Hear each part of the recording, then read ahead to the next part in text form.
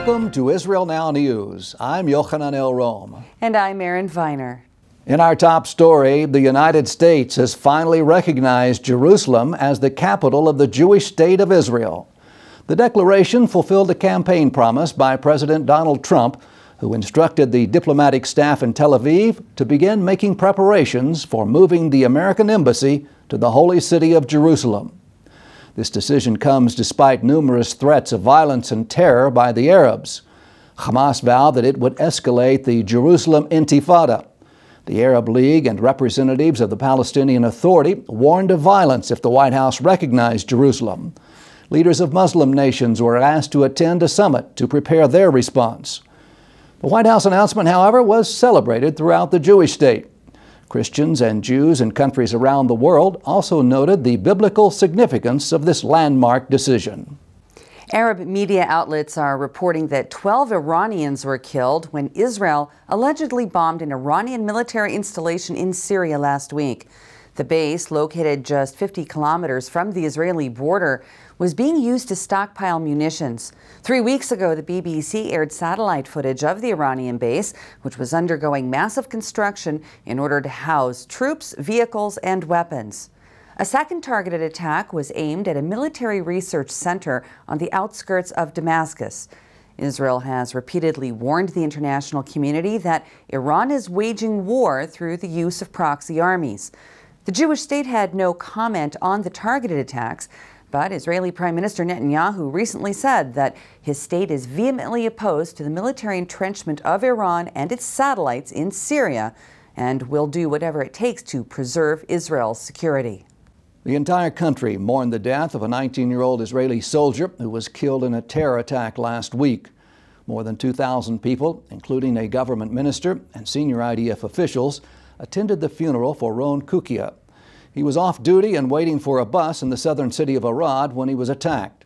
A makeshift memorial was created for the fallen soldier just outside the small city's shopping mall.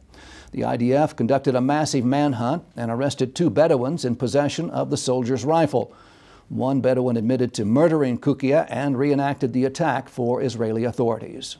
Iranian-backed Houthi rebels claim to have killed the former president of Yemen. The country has spiraled into turmoil since Iranian-backed Sunni rebels deposed the government and sparked a civil war 3 years ago. Iran has used the unrest to create a base for its proxy army to launch attacks on neighboring countries, including Saudi Arabia. The rebel-controlled foreign ministry released footage of what they say is the body of former President Ali Abdullah Saleh being paraded through the streets of the capital of Sana'a.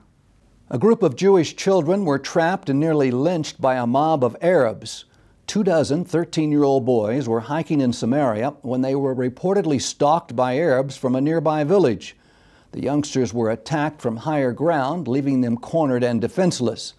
One of the group's 2 security guards was overpowered and taken as a hostage as the kids took shelter in a cave. The vicious crowd pepper-sprayed the trapped youngsters and threatened to slaughter them. The other security guard then fired his weapon, killing one of the attackers before the IDF arrived and dispersed the mob.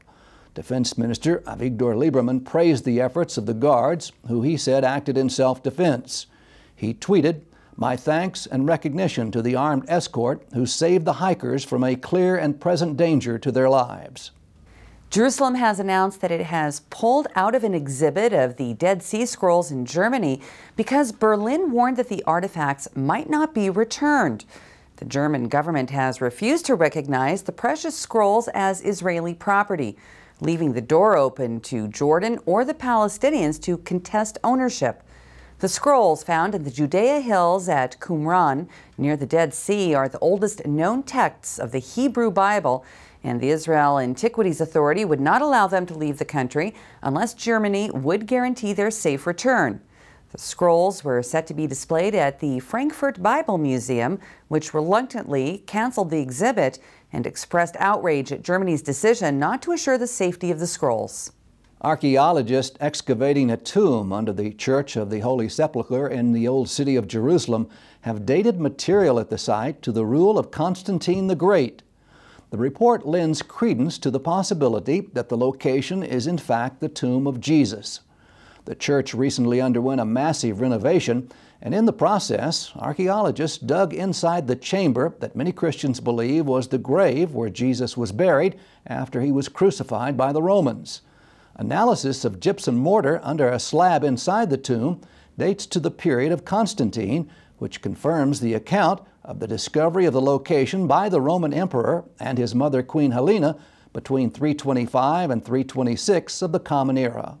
A delegation of legislators from Minnesota met with Israeli parliamentarians from the Knesset Christian Allies Caucus to discuss the state's progress in fighting BDS. Last week, 6 MKs hosted the U.S. lawmakers in the Israeli parliament. The diverse group of Minnesotans consisted of Christians and Jews, business professionals, a senator, 5 state lawmakers, and a chief judge. They said that over the last year, the state has passed anti-BDS legislation and has done about $100 million in trade with the Jewish state. A participant of the delegation said the group was thankful for this opportunity to learn and discover new ways to enhance and continue to grow the U.S.-Israel relationship, as well as the Israel-Minnesota bond. 3 Israeli universities have been ranked among the most innovative in the world. The list, released by the Reuters news agency, names 100 universities that are doing the most to advance science, invent new technologies, and power new markets and industries. The ranking is based on a number of indicators, including patent filing and citations of research papers. 51 of the top 100 universities are located in North America. Stanford, MIT, and Harvard top the list. Only 3 universities in the Middle East were named among the most innovative in the world, and all 3 are located here in Israel. International media outlets were abuzz a few months ago when a Jewish girl's pendant was found under the floorboards of a Nazi death camp. An investigation into the young girl's life has resulted in dozens of unsuspecting family members being reunited after having been scattered all over the world following the Holocaust. Research into the pendant's owner, Carolina Cohn, led investigators to extended family members living in America and Japan. The family reunited at a ceremony for the Cohns in Frankfurt, Germany. They recited the mourner's Kaddish prayer for Richard and Elsa Cohen and their daughters, Carolina and Gita, all of whom perished in the Holocaust. A cousin of the family described the finding of the pendant as profound. He said that perhaps it's not an accident that the pendant fell through the floorboards. Perhaps it was Carolina's hope that someday the discovery would serve to reunite the family.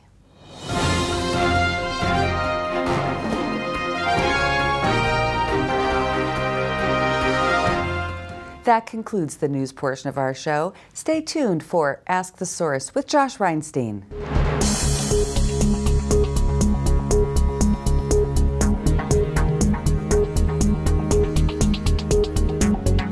Hello and welcome to Ask the Source. I'm your host, Josh Reinstein, and we're here on a beautiful sunny day on our rooftop studio in Jerusalem. My guest today is Dan Diker. He is a fellow and project director at the Jerusalem Center for Public Affairs. Dan, thank you for being on the show. Dan, tell our viewers a little bit about what is the Jerusalem Center for Public Affairs? Josh, Israel is under an ideological and political attack, as the Judeo-Christian tradition is, by radical groups, by Islamist groups, and the Jerusalem Center for Public Affairs essentially takes up the mission of promoting Israel's rights in international diplomacy, strategies to protect the state of Israel in order to make Israel a secure, safe, and stable country for all people all over the world. And this is the void of information that we're filling so that government ministers, heads of countries, policymakers, and the media have the right information in this age of propaganda and the demonization of the Jewish state. Dan, what is probably the most important issue that you're focusing on right now? The most important issue we're focusing on right now, Josh, is the ongoing race of the Islamic Republic of Iran for regional supremacy under a nuclear umbrella. That's number one. Number two is, as I said before, this ideological and political warfare to destroy the state of Israel by isolating it in the international community. And our friends in the United States we have found need the correct information about Israel as a free and democratic Jewish state for all of its citizens, Jewish, Christian, and Muslim, and others. And they're not getting that correct information. Instead, there is propaganda and all sorts of distortions and demonization by radical groups all over the world. We are there to fill that void, to send the correct information, and to send the delegitimizers of the Jewish state home. You know, one of the things that you came up with, which was a brilliant manuscript, is about the BDS movement, boycott, divestment, and sanction. How important is it to combat BDS in today's world? Well, you know, Josh, BDS, the boycott, divestment, and sanctions movement, is a misunderstood phenomenon because it sounds like a peaceful grassroots program to establish a peaceful, good neighborly Palestinian state next to Israel.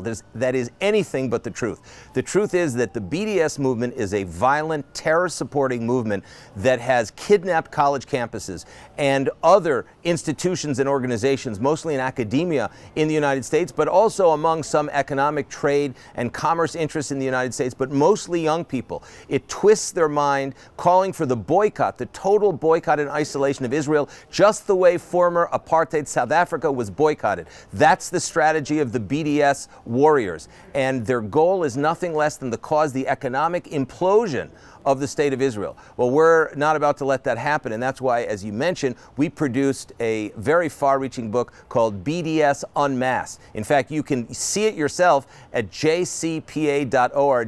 Read the truth for yourself. We've done very, very strong academic research, and all of the information is there as to unmasking these radical actors who are trying to destroy the Jewish state in the Holy Land through all sorts of means, military and non-military.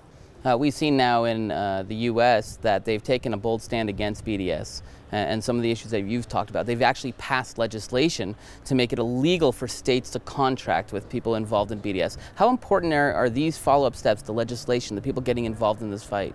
Well, the people of Israel and the government of Israel, this and former governments of Israel, know that the United States of America and the American people are the best friends that the state of Israel could ever have dreamed for. And in fact, the United States leads the world in anti-BDS legislation. As Governor Governor Andrew Cuomo of New York said, if you boycott Israel, New York will boycott you. And that set the standard and set the pace for the other 49 governors of the great United States to prohibit any kind of BDS activity and make it illegal to do so. And more than that, there are almost half the states of the United States have passed legislation outlawing boycotting Israel as an anti-Semitic act, as an act of hatred that is abhorrent to the United States. And the United States, as I said before, leads the rest of the world in these types of anti-BDS legislations, but they are now catching on in Europe thanks to the United States. And there are literally tens of millions of people watching this show. What message do you have for our viewing audience? The message for this wonderful viewing audience and those families and Christian friends around the world, the state of Israel thanks God and thanks you for being such stalwart friends of the Jewish state and allowing us to protect the past, the present, and the future of the Judeo-Christian tradition here in the Holy Land. The democratic state of Israel is here to protect all people and to enable people to worship in freedom, and knowing that we have millions and millions, tens of millions, as Josh Reinstein just said, viewers of this program, and being with us in spirit in the Holy Land is a great sense of a comradeship and brotherly and sisterly love, and the Jewish people really deeply appreciate your support and your friendship. Thank you, Dan, for being on the show, and thank you for tuning in to Ask the Source. I'm your host, Josh Reinstein, wishing all our viewers a happy Hanukkah. Now back to the studio.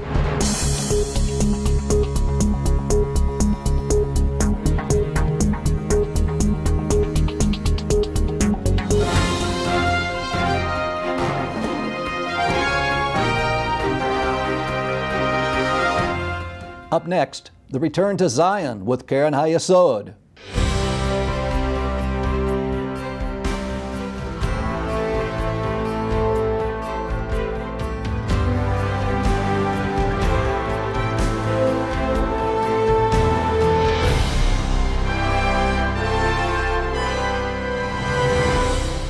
Hello and welcome to the Return to Zion with Keren Hayesod. I'm Eliezer Moody Sandberg, World Chairman of Keren Hayesod. the leading official fundraising organization for the State of Israel. Today, Ukrainian Jews are in great danger as they live in war-torn Ukraine. Help us fulfill biblical prophecy by bringing our brothers and sisters back home to safety. God bless you from Jerusalem. I will even gather you from the peoples and assemble you out of the countries where ye have been scattered, and I will give you the land of Israel. Ezekiel 11:17.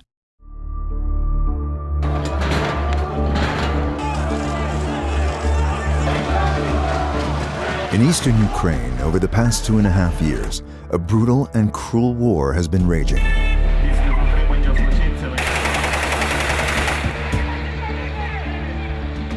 A savage war without clearly defined front lines.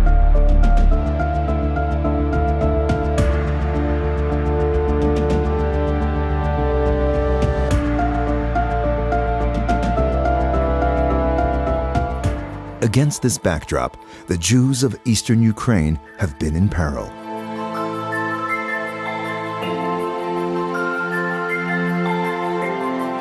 The donors of Keren Hayesod from around the world have heeded the call and have come to their rescue.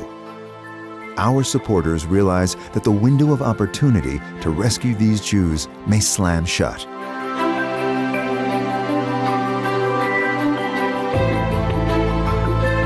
Lift up your eyes and look around. All your children gather and come to you.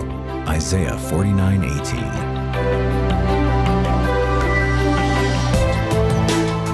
We are here to support, all of us, the Jewish people who return to their homeland, to support each other. These Jews must be extracted from burning towns, from raging battles, and from the chaos of eastern Ukraine, and brought back to their ancient homeland. Я решила приехать в Израиль, потому что я последние полгода почувствовала свои еврейские корни и поняла, что я не могу больше находиться в своей стране, и я должна вернуться на свою историческую родину. Корни говорят сами о себе, было рвение, плюс хотелось, чтобы сын узнал. Воссоединение с семьей, наша семья здесь сейчас, папа, мама, сестра. Большое волнение, но как-то у меня сразу, как мы прилетели, какое-то ощущение было правильности нашего выбора. Для будущего нашего ребенка в первую очередь. Keren Hayesod's friends around the world have been stepping forward to enable this life-saving effort to continue. Many thousands have already been rescued, yet many thousands still remain in eastern Ukraine. They must be brought out now. Through Keren Hayesod and our partner, the Jewish Agency, our dreams, our prayers, and our hopes are coming together in fulfillment of the biblical prophecy that foresaw the return of the Jewish people to their ancestral homeland. Behold, I will bring them from the north country and gather them from the uttermost parts of the earth. A great company shall they return hither. Jeremiah 31:7. The situation is highly unpredictable, and we must not miss this chance to help. We cannot let them down. All possible resources must be mobilized in this effort. You too can play your part in this crucial mission as Keren Hayesod provides these Jews in distress with new lives in Israel. Join us. We must not forsake them in their time of need. Let's bless Israel together. To donate and get information, call us at 1-800-505-1665 or visit our website at www.khisrael.org.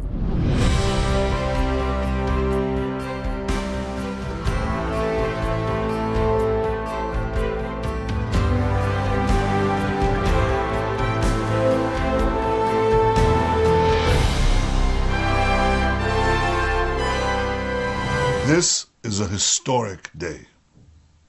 Jerusalem has been the capital of the Jewish people for 3,000 years. It's been the capital of Israel for nearly 70 years. It was here that our temple stood, our kings ruled, our prophets preached. Jerusalem has been the focus of our hopes, our dreams, our prayers for 3 millennia. From every corner of the earth, our people yearn to return to Jerusalem, to touch its golden stones, to walk its hallowed streets. So it's rare to be able to speak of new and genuine milestones in the glorious history of this city. Yet today's pronouncement by President Trump is such an occasion. We're profoundly grateful for the President for his courageous and just decision to recognize Jerusalem as the capital of Israel and to prepare for the opening of the U.S. Embassy here. This decision reflects the President's commitment to an ancient but enduring truth, to fulfilling his promises, and to advancing peace. The President's decision is an important step towards peace, for there is no peace that doesn't include Jerusalem as the capital of the State of Israel. I call on all countries that seek peace to join the United States in recognizing Jerusalem as Israel's capital and to move their embassies here. I share President Trump's commitment to advancing peace between Israel and all of our neighbors, including the Palestinians. This has been our goal from Israel's first day, and we will continue to work with the President and his team to make that dream of peace come true. I also want to make clear there will be no change whatsoever to the status quo at the holy sites. Israel will always ensure freedom of worship for Jews, Christians, and Muslims alike. President Trump, thank you for today's historic decision to recognize Jerusalem as Israel's capital. The Jewish people and the Jewish state will be forever grateful. Lift up your eyes and look around. All your children gather and come to you. The biblical prophecy is unfolding right before our very eyes. The people of Israel are returning to the Promised Land after 2,000 years of exile. But millions of Jews are still longing to come home. Anti-Semitism threatens many of the Jews. We must rescue them before the window of opportunity slams shut. Bless Israel by supporting Keren Hayesod United Israel Appeal, the leading official fundraising organization for the State of Israel. Together, we can fulfill the prophecy of the Bible. Let us bless Israel together. To donate and get information, call us at 1-800-505-1665 or visit our website at www.khisrael.org.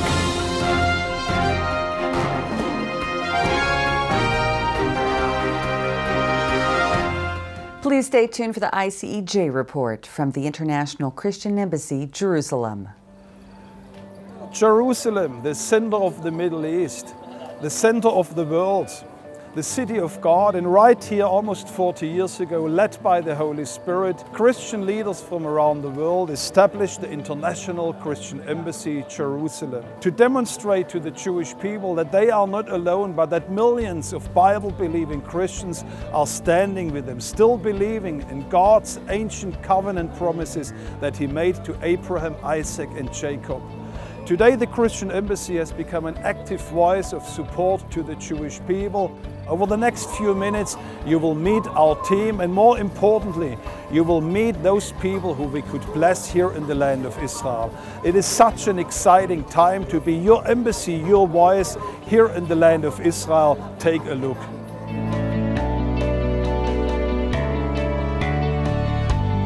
It is God's design to make Israel a light unto the nations. We at the ICJ are passionate about Israel and about her relationship with the world.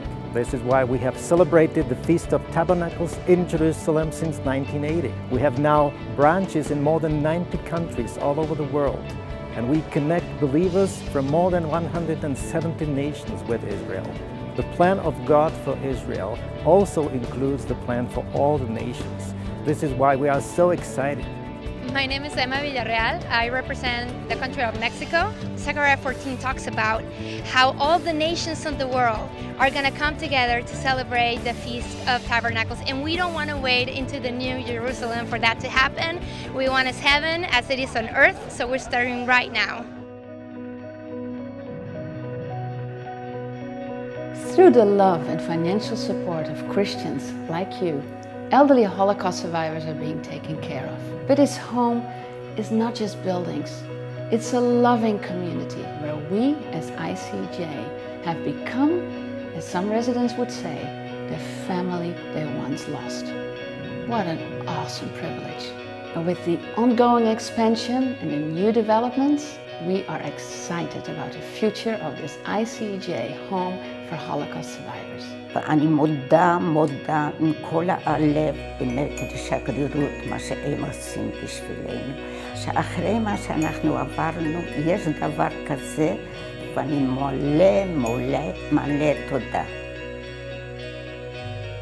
Because of your partnership, we've been able to dramatically impact Israeli lives. Your giving has played an active role in transforming not only individual lives, but it also impacts the future of Israel. Through our work here in Israel, we've been able to provide comfort and be a voice of hope and reconciliation for the many people groups in this land. המלגה שקיבלתי מהשגרירות הנוצרית ומזה שהבנתי שאנשים מסביב לעולם פשוט מאמינים בי ותומכים בי, אני יודעת שאשיג את החלום שלי. ICEJ continues working to bring God's people home from the four corners of the earth. Because of your faithful giving, we have been able to welcome Jewish people to their biblical homeland of Israel through sponsoring flights, transportation assistance, and helping immigrants start a new life. It has been a privilege for the ICEJ to help fulfill the lifelong dreams of so many who have waited so long to return home, to reunite them with their families, and to be a part of their new beginning. The Christian Embassy, Jerusalem, has been our friend for many, many years. Their donations and their help make days like today possible. Christians around the world, they are our best friends. እና የበለጠ ደግሞ ለነሱ ምስጋና እናቀርብ። እኛ ምንም ማለት አንችልም። ውለታቸውን እግዚአብሔር ይክፈለው እና ደግሞ በዚህ እንዳያቆሙ እግዚአብሔር ይስጥልን። ውለታቸውን እግዚአብሔር ይክፈለው። It is so exciting to see God rebuilding Zion, to see Him restoring His people back to their land. No matter where you live, you too can participate in what God is doing here in the land of Israel. Jesus said, "Whatever you have done to the least of my brethren, you have done to me." Today, you can show the love of Christ to His people. Let us be your embassy, your voice here in Jerusalem. And if you haven't yet partnered with us, go to icej.org/partnership and join us today.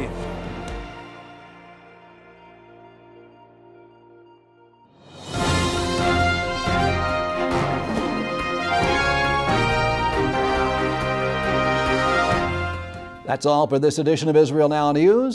I'm Yochanan Elrom. And I'm Erin Viner, reporting from our studio in Jerusalem. Please join us again next week for all of your Israel updates.